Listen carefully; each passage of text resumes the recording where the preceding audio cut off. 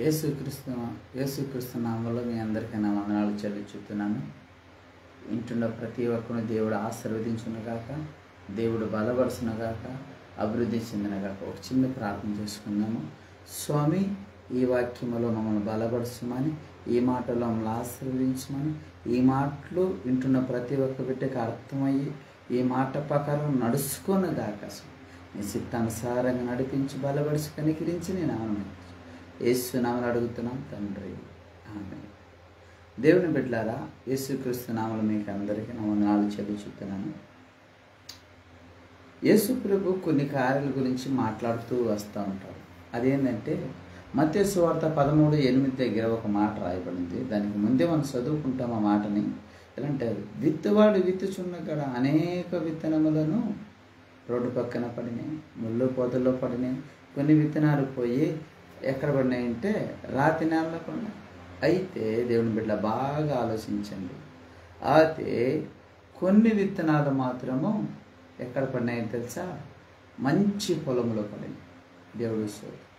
దేవుని బిడ్డారా, రోడ్డు పక్కన పడినవి గురించి మనం మాట్లాడట్లేదు, కానీ ముళ్ళు పొదల్లో పడిన విత్తనాల గురించి మనం మాట్లాడట్లేదు, కానీ రాతి నేలలో పడిన విత్తనాల గురించి మనం మాట్లాడట్లేదు. కానీ ఇక్కడ రాయబడి ఉంది, మంచి నేలలో పడిన ఒక విత్తనము అని దేవుడే చెప్తున్నాడు. ఓకే, ఒకటి ఆలోచించండి దేవుని బిడ్డారా, మంచి నేలను పడిన విత్తనము ఏమై ఉన్నది అని మనం తెలుసుకోబోతున్నాం. అనుకో ఎలాగంటే, ఒకటి ఆలోచించండి దేవుని బిడ్డారా, విత్తువాడు అతను ఏం చేస్తుంటే విత్తుతూ వెళ్తున్నాడు.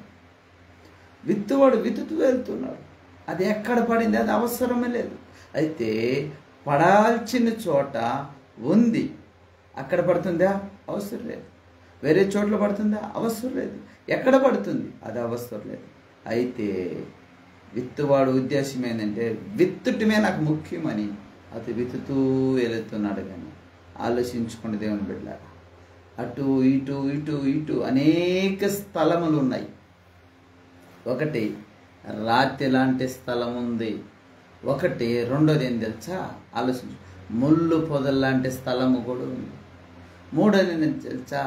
రోడ్డు పక్కన కూడా ఉంది. ఎందుకు ఇది మాట చెప్పాలంటే దేవుని బిడ్డలారా, నీవు లోకములోకి వచ్చినప్పుడు నేను రక్షించుటూ దేవుడు విత్తనముగా విసిరాడు. నీవు నమ్మావు. కొన్ని ముళ్ళు పొదల్లాంటి సంఘములో పోయి నిలబడిపోయావు కదా. ముళ్ళు పొదల్లాంటి సిచ్యువేషన్ ఉండే సంఘములో నీవు నిలబడి, అక్కడ ఒకటే ఉంటుంది, ముళ్ళు పొద అంటే దేవుడికి ఇష్టమైన మాటలు ఉండదు. అక్కడ దేవుడికి విరోధమైన మాటలే ఉంటాయి. నేను చూశాను దేవుని బిడ్డారా. ఒకటి ఆలోచించండి, మీకు అర్థమయ్యే రీతిగా మీకు అర్థమయ్యేలాగా ఒక మాట నేను చెప్తాను. నేను కొన్ని సంఘాలకు వెళ్ళాను. నేను విశ్వాసిగా ఉండేటప్పుడు నేను కొన్ని సంఘాలకు వెళ్ళాను. ఆ సంఘములో చూడండి దేవుని బిడ్డారా, ప్రార్థన చేయుడి అని చెప్పినప్పుడు మోకాళ్ళ మీద వేసి ప్రార్థన అనుభవం ఆ సంఘములో లేదు. మన ప్రార్థన చేయటం మోకాళ్ళు వేయట్లేదు, కానీ వాళ్ళు ఏం చేస్తారంటే తల కింద పెట్టేసి ముడ్డి పైకి ఎత్తుతున్నారు. ఇలాంటి సంఘాలు ఉన్నాయి. ఇది ముళ్ళు పొదలాంటి సంఘం. ఎందుకంటే ఈ సంఘములో విడిపించుట ఉండదు. పాపాల నుంచి విడిపించుట ఉండదు. ఎందుకంటే విశ్వాసిగా ఉండే నీవే మొక్కాలు అనుభవం లేకపోతే, యేసుప్రభే మొక్కలు వేసాడండి. ఈ లోకముకు వచ్చిన యేసుప్రభే మొక్కలు వేసాడండి. మొక్కల అనుభవం కలిగిన దేవుడు అండి మన దేవుడు. అయితే నీవు ఏం చేస్తున్నావు చూడండి. ఎందుకు ఉదాహరణ చెప్తున్నాను అంటే, ఒక సంఘములో ఇలాంటివి ఉన్నాయి.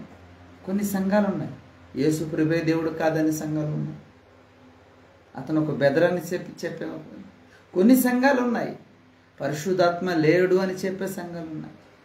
కొన్ని సంఘాలు ఉన్నాయి, భాషలు కూడా లేదు అని చెప్పే ఉన్నారు. దేవుని బిడ్డారా, నీవే సంఘములో ఉన్నావు అనేది అతి ముఖ్యమైన మాట. ఎక్కడ ఇరుక్కోయలేవు. కొన్ని సంఘాలు ఉన్నాయండి, రాతి పక్కన నిలబడిన సంఘాలు. కొన్ని సంఘాలు ఉన్నాయండి, రోడ్డు పక్కన ఉన్న సంఘాలు ఉన్నాయి. ఎందుకంటే ముఖ్యమైన సబ్జెక్ట్ ఈ సంఘాల్లో ఉండవండి. ఈ సంఘములో ముఖ్యమైన అంశం అనేది లేదు. ఈ సంఘాలంతా ఏం చేస్తూ ఉంటారో తెలుసా? అర్థం చేసుకోండి. నేను కూడా ఒక యేసుక్రీస్తుని నమ్మి ఉన్నానని తనకు తెలిసినది తెలియనిది అంతా కలిపి చెప్తూ వెళుతూ ఉంటారండి. అయితే నువ్వు నేను ఆ సంఘాలు ఉన్నామా? హెచ్చరిక కలిగి ఉన్నాడు. రేపు దేవుడు వస్తున్నాడు. ఏం చెప్పాడు తెలుసా? నేను వచ్చి ప్రతి ఒక్క సంఘాన్ని అగ్నితోను పరీక్షిస్తాను. ప్రతి ఒక్క విశ్వాసిని, ప్రతి ఒక్క సేవకుడిని నేను అగ్నితో ఏం చేయబోతున్నాను? పరీక్షించబోతున్నాను. నీ ఒక సంఘాన్ని దేనిపైన నీవు కట్టినావు? ఎండితో కట్టావా? బంగారుతో కట్టావా? ఇనపతో కట్టావా? లేకపోతే కట్లితో కట్టి ఉన్నావా? దేన్ని కట్టి ఉన్నావో నేను పరీక్షించబోతున్నాను దేవుడు అంటున్నాడు. ఆయన పరీక్షలో నీ సంఘము కాలిపోయిందంటే నీవు పడిన సేవ అంతా వ్యర్థమైపోయిందండి. నీ పడిన ఎన్నో కష్టాలు వ్యర్థమైపోయిందండి. నీవున్న కార్యం అంతా వ్యర్థమైపోయింది. దాంట్లో ఉండేది నువ్వు మాత్రమే కాదు, నీ సంఘములో ఉండేవారు కూడా వ్యర్థమే. విశ్వాసులారా, హెచ్చరికగా ఉండండి. నాకు ఇప్పుడు అనుకూలంగా ఉంది, బాగుంది, ఇక్కడ నన్ను ఖండించట్లేదు, ఇక్కడ ఏ తప్పు చేసినా నన్ను ఎవరు అడగరు, ఇక్కడ ఎలాగ మాట్లాడినా ఎలాగ అనుకున్నా ఎలాంటి వ్యభిచార కార్యాలు దిగజారినా నన్ను అడిగేవారు లేరు. నేను ఎలాంటి వాడైనా నన్ను అడిగేవారు లేరు. దొంగతనం చేయొచ్చు, వ్యభిచారం చేయొచ్చు, ఇంకొకరి మీద సాడీలు మాట్లాడవచ్చు, ఇంకొకరిని గునుగుట్టవచ్చు, ఇంకొకరిని వాళ్ళపైన అబద్ధం సాక్షి చెప్పచ్చు. ఎవరు పట్టించుకోరు, దైవసేవకుడు పట్టించుకోరు, ఎవరు పట్టించుకోరు. ఇక నాకు బాగా అనుకూలం ఉంది అని కానీ ఆలోచిస్తున్నావేమో, హెచ్చరికగా ఉండు. దేవుడు ఈ పొద్దు రేపో నీ సంఘం పైన దేవ అభిషేకాన్ని కుమ్మరించబోతున్నాడు. ఒకవేళ దాంట్లో నీవు కాలిది బూడిదైపోతావు. హెచ్చరికగా ఉండు. నేను చెప్పట్లేదు, వాక్యం చెప్తుందండి. ఎందుకంటే యేసు అంటున్నాడు, ఇదో కొన్ని కొన్ని కొన్ని ఎక్కడ పడి ఉంది. నీవేమై ఉన్నావు? నీ సంఘములో ఏమై ఉంది? సత్తిగా నిన్ను గద్దించేది ఎవరు? నీ చేసిన ప్రతి ఒక్క పాపానికి నిన్ను హెచ్చరించేవాడుగా దైవసేవకుడు నీ ఎద్దు నిలబడిని గద్దించుతున్నాడా? అతనే నేను పరలోక రాజ్యానికి తీసుకుపోయే దైవసేవకుడు. జ్ఞాపకం ఉంది. లేకపోతే అతను ఏమో మాట్లాడాడు, గద్దించాడని నాకు ఇంకొక చర్చ ఉంది, ఇంకొకటి ఉంది, అక్కడుంది, ఇక్కడుంది, నేను ఎగిరెగిరి వెళ్తున్నామో. నీ ఎవరు తెలుసా? గాలికి కొట్టుకుపోతున్న పొట్టు వంటి వాడు. నీ వల్ల దేవుడికి ఒక్క పైసా ప్రయోజనం లేదు. నేను ఏం చేస్తాడు తెలుసా? రాగి తూరు పట్టేటప్పుడు పోయి చూడు, హెచ్చరించు. ఎలాంటి వాడేమంటే రాగి పొలంలోంచి బయటికి తెచ్చి రాగిని ఏం చేస్తారు తెలుసా? ఫస్ట్ బండ్లతో తొక్కిస్తూ ఉంటారు. బాగా తొక్కిన వెంటనే ఒక చేట తీసుకొని బాగా ఆకాశం వైపు ఎత్తి బాగా దాన్ని తూరు పడుతూ ఉంటారు. దేవుని బిడ్డలారా, అక్కడి నుంచి అన్ని కిందగా పడుతూ ఉంటాయి, గింజలంతా కింద పడుతూ ఉంటుంది, పొట్టు పారిపోతూ ఉంటారు. గింజలతో దాని సమానం కాదు. నువ్వు అనుకుంటున్నావు నేను కూడా మంచి విశ్వాసం. లేదు, నువ్వు గింజవైతే కింద పడతావు, నువ్వు పొట్టు అయితే అక్కడికి కొట్టుకొని వెళ్తూ ఉంటావు. హెచ్చరికగా ఉండు. దైవసేవకుడు నేను గద్దిస్తే సార్ వెళ్ళిపోయేది నీ బాధ్యత. ఏమి ఇంకొక చర్చ లేదా? అయ్యో గొప్ప పాస్ట్, అయ్యో పెద్ద పాస్ట్, ఆకాశంతో పాస్ట్, ఈ పాస్ట్. పౌలు గారే చెప్తున్నాడు ఏమని తెలుసా? నీవు కెఫ ఎంతటి మాట, అపోస్తులు ఎంతటి వాడు, నేను పౌలుని ఎంతటి వాడిని, లేకపోతే అపోస్తులు పేతురు గారు ఎంతటి వాడు. అర్థం చేసుకో. పౌలు కానీ, పేతురు కానీ, యోహాను కానీ, యాకోబు కానీ, ఎవరు కానీ నీ కొరకు ప్రాణం పెట్టలేదు. గుర్తుపెట్టుకో, ఉన్న పాషల ప్రతి ఒక్కరూ నీకు పనివారు మాత్రమే. గుర్తుపెట్టుకో, వాళ్ళ దేవుళ్ళు కారు, పనివారు గనక వాళ్ళ మాటలు విని నువ్వు శ్రద్ధగా జీవిస్తేనే నీకు పరలోకము. హెచ్చరికగా ఉండు. దైవసేవకుడు ఏమైనా మాట్లాడాడు, గద్దించాడు, నిన్ను సరిచేయాలని ప్రయత్నించేటప్పుడు అతనికి లోబడి జీవించు. లేదు నా ఇష్టము, నేను ఇంతే, నేను ఇక్కడే, నా ఇష్ట ప్రకారం నడుస్తాను, ఎవరు ఏమన్నా అనుకొని నడిచినావనుకో నీ గతి ఏంది తెలుసా? తూరు పట్టిన రాగి తూరు పట్టేటప్పుడు చూడు, పొట్టు కొట్టుకోపోయినట్టు కొట్టుకోపోతుంది. అర్థం చేసుకో. గింజలంతా ఒక ఒక కోనిపైలో వేసి బాగా దాన్ని కట్టి మంచి రేటుగా అమ్ముతాడు. పొట్టుని ఏం చేస్తాడు తెలుసా? అంతా ఊడ్చుకొని ఒక దగ్గర పెట్టి నిప్పు పెడతాడు. అది బెర్రీ కాలిపోయేదానికి ఉపయోగపడతాడు. గుర్తుపెట్టుకో, నీవు కాలిపోయేదానికి పిలువబడ్డావా? ఇలువ పెట్టి కొనబడిన వాడివి. హెచ్చరికగా ఉండు. నీకు మనసు వచ్చినట్టు నడుచుట్టుగా లేదు. దేవుడు చెప్పినట్టే నడవమని కొరకే నిన్ను పిలిచాడు దేవుడు. ఏమై ఉన్నావు? నీ సిచ్యువేషన్ ఏమై ఉంది? ఎక్కడున్నావు? నువ్వు గుర్తుపెట్టు. ఏ సంఘంలో ఉన్నావు? హెచ్చరించేలాగా నీవు జీవిస్తున్నావా? నన్ను ఎవరు అడగట్లేదు, నా ఇష్టానుసారంగా నడుస్తున్నా, నా ఇష్టము ఎవరు నన్ను అడిగేవాడు అనుకుంటున్నావా? భయం కలిగి జీవించు. ఎందుకంటే యేసు నిన్ను చూస్తున్నాడు. దేవుని బిడ్డలారా, ఇక్కడ వాక్యం రాయబడింది ఒకటి. మంచి పొలములో రాయబడిన, మంచి పొలములో విత్తబడిన ఆ ఒక్క ఫలము గురించి రాయబడుతున్నాడు. చూడు, అనేక దగ్గర రాయబడిన విత్తనములు వదిలేసి మంచి పొలములో కూడా కొన్ని విత్తనాలు పడ్డాయండి. ఏం చేస్తుంది తెలుసా? చూడు, ఆలోచించు.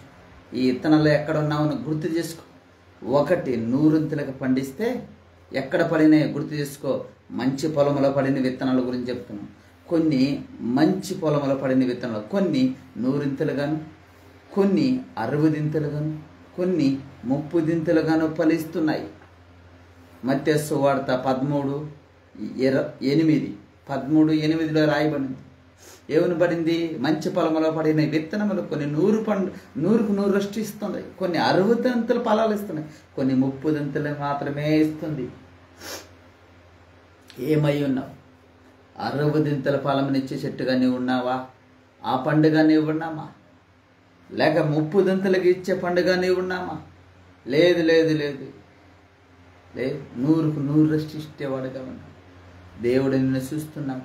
లేకపోతే ఎందుకు పనికిరాని రోడ్డు పక్కన పడిన ఆ ఒక చెట్టులో పడిన ఒక విత్తనముగా ఉన్నామా? రేపు దేవుడిని పరీక్షించబోతున్నాడు. రేపునే ఒక దినము నీకు లేదు. హెచ్చరికకుండా. ఇది నేను చెప్పట్లేదు, దేవుడు నీతో మాట్లాడుతున్నాడు. యేసు నీతో మాట్లాడుతున్నాడు. భయం కలిగి ఉండు. నీ దైవ సేవకుడు ఎవరో అతనికి లోబడి ఉండు. నీ ఇష్టానుసారంగా నడుచుకున్నట్టుకు లేదు ఇక్కడ. నీకు ఇష్టం వచ్చినట్టు బతుకట్టుకు లేదు ఇక్కడ. యేసు చెప్పినట్టే నడువుటికే నిన్ను దేవుడు పిలిచాడు. లేదు, నా ఇష్ట ప్రకారం నడుస్తాను, ఎవరినన్ను అడిగేవాడు అనుకుంటే హెచ్చరికగా గుండు. నీ కొరకు ఎప్పటికీ ఆరని అగ్ని ఉంది. అక్కడ అగ్ని ఆరదు, పురుగు సాగు. దాంట్లో నిన్ను పడవేయట కొరకే దాన్ని నిన్ను తీసుకుపోయి అక్కడ వేయట కొరకే ఉంది. అది దాంట్లో నువ్వు పడుతున్నావా లేదని ఎవరి చేతిలో ఉంది తెలుసా? నీ చేతిలో ఉంది. ఏమై ఉన్నావు? ఒక్కసారి ఆలోచించి దేవుని బిడ్డల. నువ్వు మంచి పొలంలో పడిన విత్తనం అయితే ఏం చేస్తావు తెలుసా? నా దేవుడిని నేను ఎలాగ సంతోషం పట్టగలను? నా దేవుని మాటకి నేను ఎలాగ లోబడాలి? నా దేవుడు చెప్పిన ప్రకారం నేనేలా నడవాలి? ఇప్పుడు దేవుడికి బదులుగా దైవ సేవకుడు ఇచ్చిండు. దైవ సేవకుడు ఏం చెప్తాడో దానికి నేను విధేయత కలగాలి. దైవ సేవకుడు నోటి నుంచి వస్తున్న ప్రతి ఒక్క మాట నా జీవితంలో నా యేసు నెరవేరుస్తాడని నమ్మి అలాగ నీవు జీవించాలి. అది ఎవరికి ఇష్టం తెలుసా? దైవ సేవకులకు కాదు, దేవుడికి ఇష్టం. ఎందుకంటే దేవుని బిడ్డరా, నీవు డైరెక్ట్గా దేవుడితో మాట్లాడలేవు. ఎలాగ మాట్లాడగలదు? దేవుడు నీవు మధ్యన దైవ సేవకునితో. ఇది టవర్ లాంటిది, నువ్వు మొబైల్ లాంటివా? ఒక టవర్ ఎలాగా నేరుగా డైరెక్ట్గా కాదు, శాటిలైట్ దూరంగా రావాలి. మధ్యలో టవర్ ఉంది, టవర్ నుంచి మొబైల్కి రావాలి. శాటిలైట్ నుంచి టవర్కి, టవర్ నుంచి మొబైల్కి. అదేలాగా దేవుడి నుంచి మధ్యవర్తిగా ఉండ టవర్ లాంటి వాడు దైవ సేవకుడికి. దైవ సేవకుడు మూలంగా నీకు హెచ్చరింపబడాలి. ఏమై ఉన్నావు? ప్రేమించు. నీ దైవ సేవకుడు ఏమని చెప్తాడు దానికి లోబడు. హెచ్చరిస్తే నీ సరి చేసుకుంటే ఇంక కరెక్ట్గా ఉంటా నేను, ఇంకా దేవుడు నాతో మాట్లాడుతున్నాడని నమ్ము. లేదంటే నీ సిచ్యువేషన్, నీ ఒక స్థితి, సదోగొమొర పట్టణం జ్ఞాపకపరుచుకో. సదోగొమొర పట్టణం ఎలాగ అగ్నితో కాల్చబడిందో నీ శరీరం కూడా అలాగే కాల్చబడబోతుంది. ఈ 2025లో నువ్వు హెచ్చరిక కలిగి దేవుడు చెప్పింది ప్రకారం నడుచుకుంటే నీకు నిజముగా ఆశీర్వాదం ఉంది. దేవుడు నా ఇష్టం, నా చిత్తం, నేను చెప్పిందే నేను ఏది అనుకుంటాను దాన్నే చేస్తాను అనుకొని నీ జీవించేవంటుకో. జాగ్రత్త, జాగ్రత్త. నిన్ను నువ్వు సరిచూసుకొని, నిన్ను నువ్వు లోబడుచుకొని దేవుడికి ఇష్టానుసారంగా నేను నడిస్తేనే ఇది. లేదంటే యేసు చూస్తున్నాడు. హెచ్చరికగా ఉండు. అగ్నిలో పడటకు ఇష్టపడున్నావు, లేదు లోకం చాలు అనుకుంటున్నావా? జాగ్రత్తగా ఉండు. నేను నీకు బోధిస్తున్నాను కాదు, దేవుడు నీకు బోధిస్తున్నాడు. నమ్ము, సరిచేసుకో. నీ కొరకు నీతిమంతుడు ఒక స్థలాన్ని చూసుటికి వెళ్ళినాడు. ఏదో నీ కొరకు నేను ఒక స్థలాన్ని ఏం చేయబోతున్నాను, తయారు చేసుకోలేదు. ఒకవేళ లేకపోతే వచ్చి నీకు చెప్తాను. నేను నీ కొరకు మరొక స్థలాన్ని సిద్ధపరుస్తున్నాను, భయపడదు. నేను నీ కొరకు మరొక స్థలాన్ని ఇస్తాను అని నీ కొరకు ఆయన వెళ్ళున్నాడు. హెచ్చరికగా ఉన్నావు. ఏమై ఉన్నావు, ఏం తలంచి ఉన్నావు? ఈ మాటలు వింటున్న నీ హృదయంలో ఏం పరిగెత్తుతుంది? ఈ మాటలు వింటున్న నీకు పశ్చాత్తాపం కలిగి నాకు సాలు ప్రభువా, యేసువే నాతో మాట్లాడుతున్నావు అని నిన్ను నీవు తగ్గించుకొని దేవుడి కొరకు ఇప్పుడే మోకరించు. ఈ మాటలు వింటున్న నీవు ఇప్పుడే మోకరించు. దేవుడు నీ ఒక పాప శాపాలు తొలగిస్తాడు. దైవ సేవకుడితో నీ ఐక్యము కలిగి నేను దేవుడు హెచ్చిస్తాను. నేను ఇష్టానుసారంగా నడుచుకున్నట్టుగా దేవుడు నిన్ను పిలవలేదు. నీకు మనసు వచ్చిందని చేయుటకు దేవుడు పిలవలేదు. నీవే తలసరి చేయుటకు, నీకు ఇష్టం వచ్చింది చేయుటకు అంతా దేవుడు నిన్ను పిలవలేదు. హెచ్చరికగా ఉండు. దేవుడు నిన్ను పిలిచింది ఎందుకు తెలుసా? నిన్ను పరలోక రాజ్యాన్ని తీసుకువెళ్ళాలి. ఈ లోకమైన శాపంలో వేయుటకు నిన్ను పిలవలేదు, నరకములో వేయుటకు నిన్ను పిలవలేదు. పరలోక రాజ్యంకి వెళ్ళేటికే తీసుకువెళ్ళటికి నిన్ను పిలిచిన్నావు. మారు మనసు కలుగు. మోకరించి ప్రార్థించాను. నీ కొరకు నేను ప్రార్థన చేయబోతున్నాను. తండ్రి, ఈ మాటలు వింటున్న ప్రతి ఒక్క బిడ్డ హృదయాన్ని నీవు తాకుతున్నావు. ప్రతి ఒక్క హృదయాన్ని నీవు ముట్టుతున్నావు. ఎవరెవరు ఈ మాటలు వింటున్నారు, ఎవరెవరు ఈ మాటకు లోబడుతున్నారు, ఎవరెవరు ఈ మాటల ప్రకారంగా జీవిస్తారని నిర్ణయం తీసుకున్నారు, వాళ్ళు ఇప్పుడే నీ ముట్టుబోతున్నావు. వాళ్ళ అవమానకరమైన జీవితాన్ని తొలగించబోతున్నావు. వాళ్ళకున్న బెస్ట్ క్రియలు తీసివేయబోతున్నావు. తండ్రి, నీ ఇష్ట అనుసారమైన మహిమతో వాళ్ళని నింపుమని అడుగుతున్నాను. స్వామి, సంఘములో ఉండే బిడ్డలు ఎక్కడున్నాను, ఏం చేస్తున్నాను వాళ్ళని వాళ్ళు తెలుసుకున్నట్టుకు నేను ఇప్పుడు అభివృద్ధి పొందానా, అభివృద్ధి పొందలేదా అని వాళ్ళని సరైన రీతిలో నడుచుకున్నట్టుకు కృప చూపించి అయ్యా బిడ్డల బలపడుచు. ఈ మాట్లాడిన ప్రతి ఒక్క బిడ్డకు మారు మనసు నేను ఇష్టానుసారం నడిపించి కనికరించి బలమైన శక్తితో వాడుకో. మారు మనసు పొందుతున్న ప్రతి ఒక్క బిడ్డకి రక్షణ కలిగించి అలాగే చేస్తున్నందుకు వందనాలు చెల్లించుతూ దీవించు. నజరేయుడైన యేసు నామమున అడుగుతున్నాం తండ్రి, ఆమేన్. దేవుని బిడ్డలారా, యేసుక్రీస్తు నామములో మీ అందరికీ నా వందనాలు చెల్లించుతున్నాను. ఎందుకు దేవుడు ఈ 2025 సంవత్సరం 2025 సంవత్సరం దేవుడు గొప్పగా మాట్లాడుతున్నాడు. నీవు నమ్ము, విశ్వాసించు. నేను ప్రతిరోజు 11 గంటల్లో 10 నుంచి 11 గంటల లోపల నేను ఈ కొన్ని మాటలు నేను మీకు బోధించాలని దేవుడు ప్రేరేపించున్నాను. మా గురించి, మా పరిచర్య గురించి ప్రార్థించేయండి. మీ ప్రార్థనలో మా పరిచర్య గురించి ప్రార్థించేయండి. ఎందుకంటే మేము ఉండేది వచ్చి కర్ణాటకలో ఒక ఉద్యమం కలిగి మేము ప్రార్థన చేయాలని, ఒక ఉద్యమంతో దేవుడు ఇక్కడ గొప్ప కార్యాలు చేయాలని, దేవుడు ఇక్కడ అనేక మందికి కనబడాలి, దర్శించాలని ఎంతో ప్రయత్నపడుతున్నాం. దేవుని బిడ్డలారా, ఈ 25వ తేదీలో మేము ప్రతి ఒక్క విలేజ్కి వెళ్ళి మేము ఒక చిన్న కూటంలాగా అక్కడ రోడ్లో నిలబడి సువార్త ప్రకటించుటకు ఒక నిర్ణయం తీసుకున్నాము. అది సమృద్ధిగా దేవుడు చేసి నెరవేరుస్తున్నాడు, నమ్ముతున్నాడు.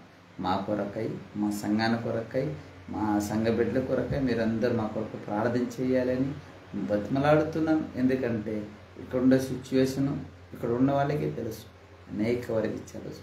మీ ప్రార్థన వల్ల మమ్మల్ని దేవుడు వచ్చి ఆశీర్వదిస్తాడు. ఒకవేళ మీరు కూడా మాతో మీ బాధలు, మీ కష్టాలు షేర్ చేసుకోవాలి, లేకపోతే మాతో మాట్లాడాలి అని మీకు ఉద్దేశించి ఉంటే ఈ ఒక నెంబర్కి దయచేసి చెప్తున్నాను, ఈ నెంబర్కి కాంటాక్ట్ చేయండి. ఈ నెంబర్ వాట్సాప్ వాయిస్ మెసేజ్ పెట్టండి. మీ కొరకై మేము ప్రార్థన చేయుటకు, మా బృందం ప్రార్థన చేయుటకు తయారుగా ఉంది.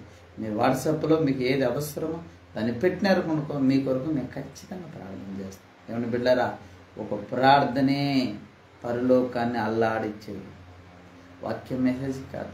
ఒక ప్రార్థనే పరలోక రాజ్యం అల్లాడింపబడుతుంది. ఒక ప్రార్థనే లోకాన్ని తల్ల కిందన మార్చగలదు. అందుకే ప్రార్థన చేయబోతున్నాం. ప్రార్థన చేయండి, మీ కొరకు మేము ప్రార్థన చేస్తాం. మేము వాట్సాప్ నెంబర్ అడిగారంటే నేను ఇస్తాను. ఇప్పుడు మీరు కూడా దాన్ని చూడండి. మీకు ఏమైనా అవసరం ఉంటే వాట్సాప్ మెసేజ్లో వాయిస్ మెసేజ్ పెట్టండి. తెలుగు వచ్చు, కన్నడ, లేకపోతే తమిళ వచ్చు, మలయాళం వచ్చు. ఈ 4 భాషలు మీకు ఏ భాష వచ్చినా ఆ భాష ప్రకారం మీరు దేని కొరకు ప్రార్థన చేయాలో మీరు వాయిస్ మెసేజ్ పెట్టండి. నేను ఇస్తున్న ఫోన్ నెంబర్ రాసుకోండి, 8431298611. ఈ నెంబర్కి, వాట్సాప్ నెంబర్కి మీరు ఏం చేస్తారంటే చేయండి. దేవుడు మిమ్మల్ని ఆశీర్వదిస్తాడు, దేవుడు మిమ్మల్ని కాపాడుతాడు. లెక్కలు చట్టం మరుగుపరుచుకొని మళ్ళీ నేనేం చేస్తానంటే మళ్ళీ ముందు పెడతాను. నేను స్క్రీన్ మీద నేను పెట్టుటకు ప్రయత్నిస్తాను. దీని ప్రకారం మీరు నడవండి, ఆశీర్వదించండి, దీవెనలు పొందండి. ప్రతిరోజు ఈ ఒక మెసేజ్ వస్తూ ఉంటుంది, ఈ ఛానల్లోనే వస్తూ ఉంటుంది. మీరు చూడండి, ఆశీర్వదించండి. మా కొరకు, మా సంఘం కొరకు ప్రార్థన చేయండి. దేవుడు మిమ్మల్ని దీవించి కనికరించునుగాక. యేసు నామములో దేవుడు ఆశీర్వాదం మీ చుట్టూ నిలబడి కనికరించి పరలోక రాజ్యానికి నడిపించుటకు దారి ఇచ్చునుగాక. ఆమేన్.